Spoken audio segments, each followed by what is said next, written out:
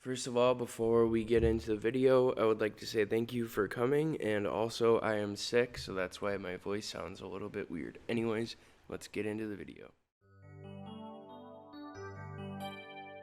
Thrift stores are a funky place. In fact, so funky, one time I actually bought acid off of somebody in a thrift store. That day started off kind of weird, but I am glad it happened because that day was the start of a beautiful friendship that lasted many years. That morning, my coworker hit me up and he was like, "Hey, do you know anybody that can get acid?" And I said, "Well, of course I do.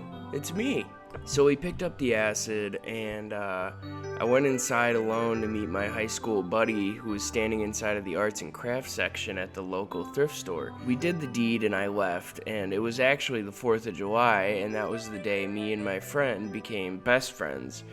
It was our first time hanging out outside of work, and because I found the acid, he gave me some, and we all tripped. It was maybe like 3 or 4 of us, and we just had an awesome time.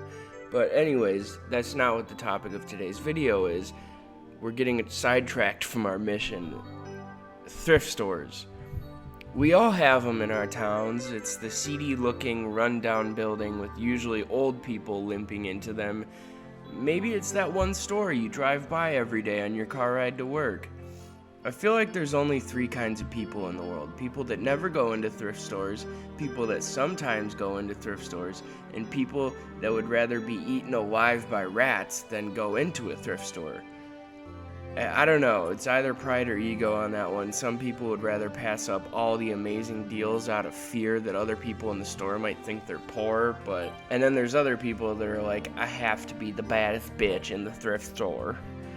But there's only like 2 people on that one. You can't, listen, Karen, nobody gives a shit that you're in here with us. In fact, nobody's even thinking about it. All I'm fucking thinking about is, goddamn, I can't believe they have all 3 Spy Kids movies, and oh shit, it's Monday. That means they're all half off, and that means with my $5 and change, I can afford all 3, and this fucking sick-ass Bugs Life blanket I found outside under the dumpster.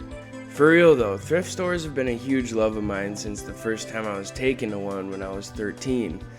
Honestly, at that age I had no idea that thrift stores were even a thing. It was like they never even existed until then.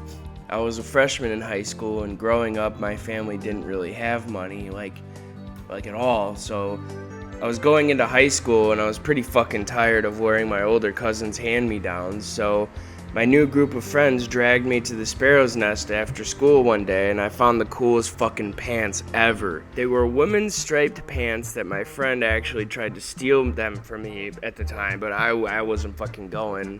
Not happening. Not my cool guy lady pirate pants. Not mine. Fuck you.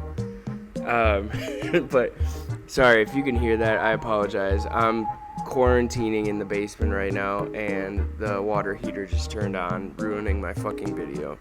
I have so many stories that either start or end in thrift stores. Like that one time me and my friend Jake got stranded outside of Chicago and our phones died, but the gas station across the street wouldn't let us charge our phones in there, so we resorted to walking to the nearest building to ask if we could charge up and use the GPS to get on the road again, only to be told that we were actually deep in the south side of Chicago when we asked where we were, which now, if somebody told me that, I would have been a little alarmed and cautious, just because if you aren't from there, it can be a very scary place. But at the time, neither of us seemed to give a shit, and we still walked around the thrift store acting like idiots and trying on women's dresses. Alright, but I've been lighthearted so far and just fucking around telling stories. It's time to get serious, and to get serious, we have to talk about him. Yes, the thrifting king himself, Macklemore.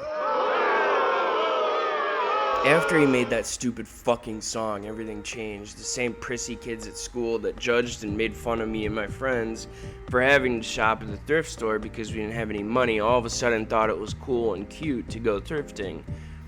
Then, for a period of about 2 years or so, all the good shit in any of my local thrift stores were fucking gone, scavenged by the culture vultures. Then all the poor people had nothing to buy, all because of you, Macklemore. I will say though that song was a bop, so I'll give you that.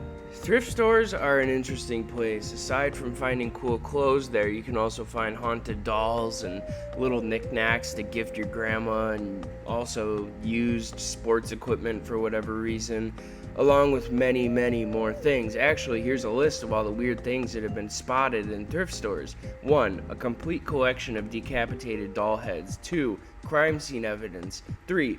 A Justin Timberlake puppet. 4. A book about knitting with dog hair. 5. Dog hair. 5. A decorative vase with teeth. 6. Vintage bedpan painting thing. I don't know what the fuck this is, but it's weird and I love it. And those are just some of the wonderful things you might find in your local Goodwill. Seriously, I don't know why they put some of this shit up on display for people to buy, but they do. And as a part of my probation for getting caught with drugs, I had to volunteer and get some community service hours done, and I chose recently to do some at the thrift store near my house. I spent nearly an entire week volunteering there, and apart from getting COVID from that grand experience, I did learn one thing about why some of the weirdest shit gets put out onto the shelves. The main general manager of the store that I was working at, as I handed her a pamphlet on how to tell if your dog is gay, she said, "Well, there's a little something for everyone here," and by golly, she's right on that one. Thrift stores are a weird place, but they also serve a great purpose to the community. It's a place where people that don't really have a lot of money might be able to go shop for higher-end clothes.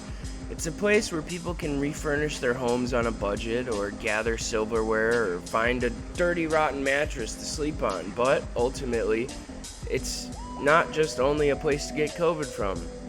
It's a place that can give back to the community it finds itself in. Mostly I find that the smaller organizations and the church-owned thrift stores do the most good, because the bigger stores like Goodwill tend to have employees in the back only tasked with finding the most expensive shit and putting it in the glass cases, so you have to go look at all the cool stuff that you can't buy because you're at a fucking thrift store and you don't have any money. And that just completely defeats the whole purpose of people going to the thrift store in the first place. Why would anyone want to pay $30 for a used Champion shirt with a mustard stain on it that still smells like cigarettes? Just throw it in the fucking regular section with all the other weird t-shirts that always say something like 2012 Community Christmas Bingo Night or some shit like that.